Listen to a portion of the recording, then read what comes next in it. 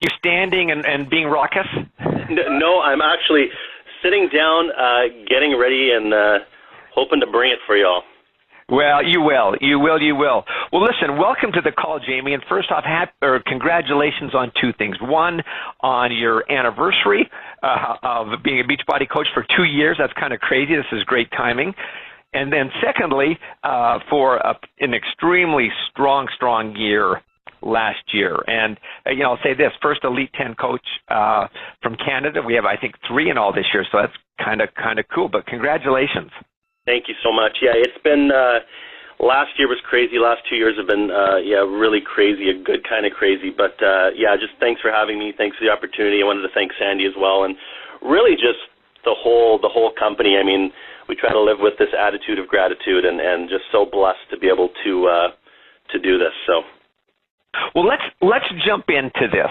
But before we get into the meat of your call, which is we've pitched out there a little bit as giving your business a second chance, and we're going to dig into that deeper. But let's give everybody a quick preview as to who is Jamie Fitzpatrick. How did you come into the business? We did highlight you on the Super Saturday video, so people will go, oh, that's the guy. But let's remind them, who are you? Yeah. So.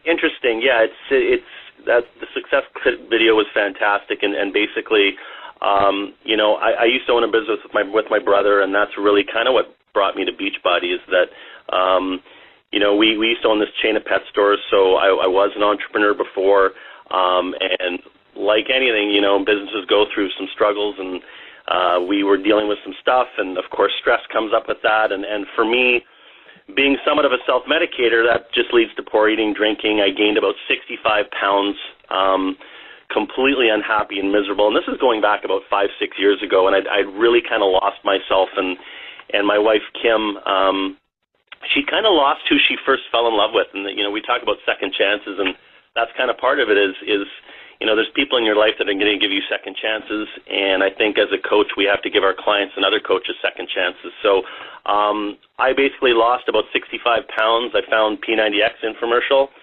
and it really just changed my life, and I was at this really low point, and as I was losing the weight, I kind of found myself again, and I feel like, between my wife, Kim, and Tony Horton, it's kind of like you kind of have heroes in your life, and the two ones for me that have always stuck with me and given me chances. And when you want to quit stuff, there's people that will pick you back up, and those two are definitely people in my life that have helped me do that. And I think it's really important. And I don't want to talk about marriage and all that stuff, but my wife never quit on me, and I take that into my business. I take that very seriously because your coaches and clients, I think they all deserve that. And I think one of the greatest currencies, one of the biggest things you can do is believing in people, and it's about believing in them maybe when things aren't going well for them, not just when things are going well, and I think that's a huge part for people. So, I mean, jumping into we kind of discovered coaching. It had only been in Canada a couple of years before we found it, and my wife and I we were customers for probably 5 or 6 years. We were Shakeology drinkers, but honestly, we had no accountability. We didn't have any structure or support. We didn't know about accountability groups. We were both, prior to coaching, we were both living the corporate rat race. We built this business both with full-time jobs. We both worked the business, and we had these jobs that basically it took us, we were probably 3 or 4 hours every day away from our kids. We have 2 young kids, so we would go and work at our jobs, and I remember stories of that. I remember my son one day he was sick at school and calling, telling the teacher to call mom or dad, and I remember calling Kimmy, like, where are you? Because we're all over the place because our jobs required travel, and we were both about 3 hours away from the school, and that was kind of a turning point for us where we knew something had to change. We knew we weren't living our passion, and more than anything, we weren't living the life that we had sort of mapped out for ourselves. And I remember one night we were exhausted as usual. Our kids would have to go into after-school care, and we'd pick them up fairly late, and just sitting on the couch and just looking at Kim and saying, something has to change. And go ahead, Jeff. No, sorry. Sorry, we must have some more feedback. Than anything, I remember just thinking that I wanted something more for my wife. She she'd stuck with me through my past businesses and struggles and never quit on me, and I wanted her to have a choice of what she did every day, and that was kind of a burning desire behind signing up as a coach. Obviously, we were into health and fitness, and we love people, and I think you can't do this business without loving people. But more than anything, I wanted to give her the chance of doing something that she was passionate about every day. So, well, you know what? I was just going to say, one thing you mentioned right up front was, giving people a second chance and hanging in there with your clients. And you think the piece that differentiates us from so many others and what makes the network unique is just that, is people are looking to someone else to help them, to provide a second chance and to show them how to find some success. So in a lot of respects, as a coach, you could put that in your job title, in your job description. So anyway, I didn't want to disrupt the flow, but that just hit me as that's what we do. So keep this going. Yeah, we've all had people who have never quit on us, I think, in our life, and that's how we view our coaching business, is you just can't quit on people. And that's why you keep inviting people to the opportunity. That's also not quitting on them, right? And so it's funny. So I signed up, I guess it was like January 29th, 2015. I signed up as a coach under Miguel as my upline coach, and I felt like I was applying for a job, and I emailed him. He literally called me within 30 seconds, and I was like, wow, that was quick. And he said, you sounded serious, and I was. And here's the thing, and I want this to be clear to people, is like, I think, like most businesses and new ventures, we let fear get the best of us. And when I signed up as a coach, I just remember going into the back office, and I remember I was added to all these Facebook groups, and I was trying to consume all this information at the start. And for me anyway, it was very overwhelming to me at the start. And I literally looked at my wife, and I was like, I'm not sure I can do this. I said, I'm not sure this is for me. It's like way too much information, and it was really overwhelming at the start. And I remember that feeling, because I think it's important. I remember that with the new coaches that come on board for us and the new clients, because it can be overwhelming for both of them. So, and of course, my wife's usual fashion, she just, she said, you can't quit. You haven't even tried yet. You have to see this through. And I saw it through, and that kind of, I guess the topic that I want to talk about is you, like you said, Jeff, you can't quit on people. It is the greatest currency, is belief in people and belief in what you're doing.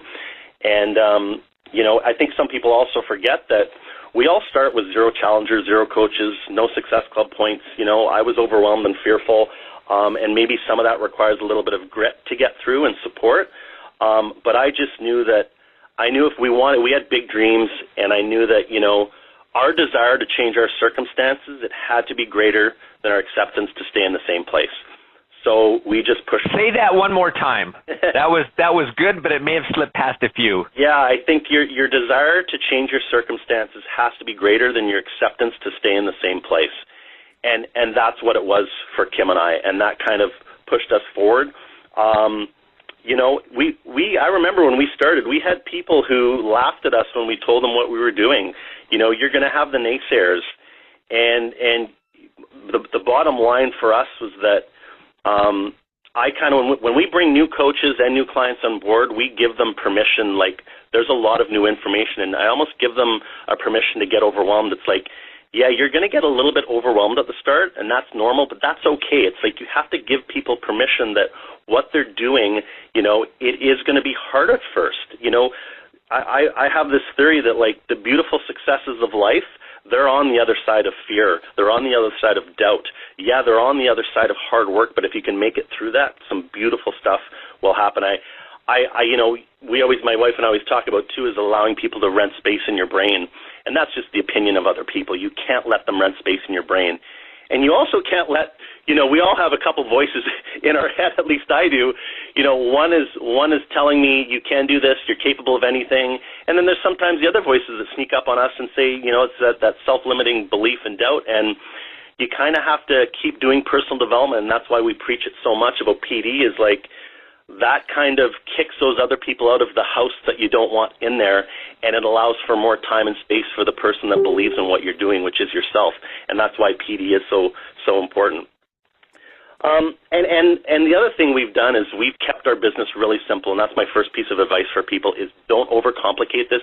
Yeah, there's lots of moving pieces and parts, but keep it really simple for yourself. Like, we built this business with no website. We don't really blog or forums or anything like that. I think those are really important. Don't get me wrong. They'll maximize and 10x what you're doing in your business. But you can keep this really simple and be really effective, you know. And the first thing I did as a coach is I told my why, and I didn't make it a surface why. I got really emotional and deep, and your why doesn't have to make you cry, but I remember writing mine out the first time, and when I was about to post it on Facebook is I broke down a few times when I was writing it out, and that's kind of how I knew I thought it would be effective for people to hear. I remember my first why post was March 7th, 2015, and it kind of launched my business. I encourage all coaches to share their why weekly. Yeah, you're going to tell it differently, but here's the thing, everyone, is that your ability to get vulnerable with your why, your ability, you know, you don't worry at the start, and even don't worry about genealogy. I always get new coaches asking about coach placement and, you know, genealogy and all this stuff.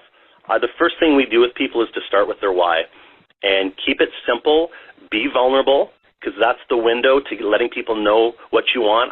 You know, perfect is boring and it's unrelatable, and no one is perfect anyway. So, you know, we all make mistakes. We all have baggage, and that's a beautiful part of being some vulnerable on Facebook, not just Facebook, but any social media, is that that's what's relatable, you guys. And, you know, again, PD will help you with some of that stuff, but you have to tell your why and tell it often. And then the second thing we do is I know everyone hears this, and listen, when Bonnie Engel gets on a call and tells you that 70% of her business activities sometimes are inviting, you listen. She's not saying that, you know, just to say that. And so we always focused on inviting as well. And we all know it's a vital behavior, but I actually think it's probably the scariest for some people. But what I did when I started is I reached out to family and friends. I told them what I was doing. I asked for their support. I asked for their feedback. I said, hey, I'm doing this accountability group. I want to get you in there so I can get your opinion and your feedback on what I'm doing. And that's really how I started off the first accountability group. And I said, you know, I wasn't inviting people to purchase a challenge pack. After I posted my why, I would say to people like, hey, go check out my page. I just posted my why. Is this something you think you'd want to be part of? Because I would do a call to action at the end where I'd invite them to the challenge group. And I wasn't inviting people to purchase a challenge pack. I was inviting them to join me on my journey of what was going on. And I wanted to share what this company and the programs had done for me. And that really seemed to resonate with people. It wasn't about selling. It was about sharing what I was doing. And so that's how I did my initial invites. And I still do it to this day. I'll invite people to come look at my page, see what we're all about. You know, what do you think of my why? Does that relate to you? Is this something that maybe could help you in your life? So that was really important. And then, hey, Jamie, can I just stop on and ask one question? Because I think this is really key for every coach to hear. But when you cited Bonnie Engel on this 70% inviting and talked about keeping the business simple, if you were to share, here's where I spend the majority of my time to drive my business right now, would that mirror that 70%? Is that where you spend the bulk of your time? How would that compare? I would say for me, I would say it's probably about 50 to 60% of my time is on inviting. Sorry, Bonnie, I know I got to get that there. But, and then, yeah, I would say it's still probably 50%, 60% is just straight inviting. I commit, you know, at least probably, and, you know, this business, you do your time where you can, at least probably an hour a day strictly on inviting. And it moves the needle on your business. Unfortunately, I feel like it's sometimes the thing that gets left behind for coaches, and I don't know why exactly, but it is so vital to this business, and it is the simplicity of inviting people to opportunity, you know. So yeah, well, there's no it's not surprising that it's the piece that creates the greatest results, but the things that typically create the greatest results are the most challenging. So when you say they may get pushed to the end, it's the most challenging. On the other hand, it creates the greatest results. So I just wanted to get a sense of where you were. Yeah, no, absolutely. It's a huge, and we pour that into our team about inviting, you know, and I know coaches probably get tired of hearing about it, but that's the window. That's the window to this business, and it's such a beautiful thing when, you know, we all get those messages, and I know a lot of coaches that you get those messages from people, thanking you for what they've done in their life, and what a shame it would be if, the fear of inviting people would stop you from impacting other people's life, and that's how I look at it every day. And of course, our initial challenge groups, we pour also our heart and soul into our challenge groups. My wife does an amazing job in the groups as well, and we just simply want people to get the most unbelievable experience. When they come out of our challenge group, we want them to be a changed human being. Yeah, weight loss is a byproduct, but we want them to be a different person and think differently and feel better about where they're going in their life. And that's really the sort of the mission behind that. And that's been a huge part, because like anything, if people love the experience in your challenge group and you really commit to it. Now with Facebook Live, it even gives you more access to people, and it allows them to really get to know who you are. That's going to lead to referrals and people just sharing the opportunity and stuff. And so between sharing your why, which I think is a constant thing, and doing your inviting, you guys, you have to be so consistent with that. And then running those challenge groups that are going to have an impact on people's lives. I know this is basic and knowledge information, but I really feel like this business can be very simple. And I think what we've done in the 2 years, we've really simplified the business and stuck to those core vitals, and it's kind of, it's taken us to where it's taken us to. So I think more than anything, I think our business is obviously built on consistency, a lot of effort, a lot of work. We were simply willing to sacrifice the stuff that wasn't moving our business forward, and I think sometimes that's the toughest part. What may not be so simple is to what needs to be sacrificed, and you really have to decide what you want out of this opportunity. And I mean really decide. Like, don't just verbally say, oh, this is what I want. Like, get into your soul and decide what you want out of this opportunity. And it can be anything. We all have different goals. That's cool. But whatever you decide, make sure your actions match that. From day one, we had this vision of changing our life. We didn't need new cars. We don't need stuff. We really just wanted some freedom in our life, and we wanted to be closer to our kids. And, when our kids would go to bed at night, we'd work. And we were just willing to sacrifice to move that business forward. It's like my wife with me. Don't give up on people, clients. That's why you have to reinvite people, because that's you not giving up on those people. Don't give up on your coaches, and certainly don't give up on your partner, and don't give up on yourself. It's funny because I've really gone through this transformation in the last 5 or 6 years, and Kim's grandmother, she always jokes with me that Kim married these two different people. She's like, you're so much more handsome than when Kim married you. I'm like, I think that's a thank you, but I'm not sure. So, it's just... For some of us, it can only go one direction, Jamie. So. That's true. It's just the opportunity just brought so much happiness to our life, our marriage, our kids. And I put my wife through a lot over the last 5 or 6 years with our past business, and she saw the stress I went through, lots of tears, good and bad. But what this opportunity has done for us, it's really just instilled this heartbeat back into my life and our life. And our goal was to retire one of us, and you can't quit on dreams or people. And, in closing, it's kind of cool I get to announce this, but, 2 weeks ago, try not to get emotional. 2 weeks ago, my wife, she handed in her resignation from her job. So she to do Beachbody full time. So she's retiring from her corporate job. She's 36-year-old, no more commute, no more rushing out the door as the kids are waking up, no more vacation requests. And when we told our kids that, mommy's going to be home from now on, it's the look on their face was pretty amazing. And to think that I almost quit this when I started, Jeff, it's pretty crazy.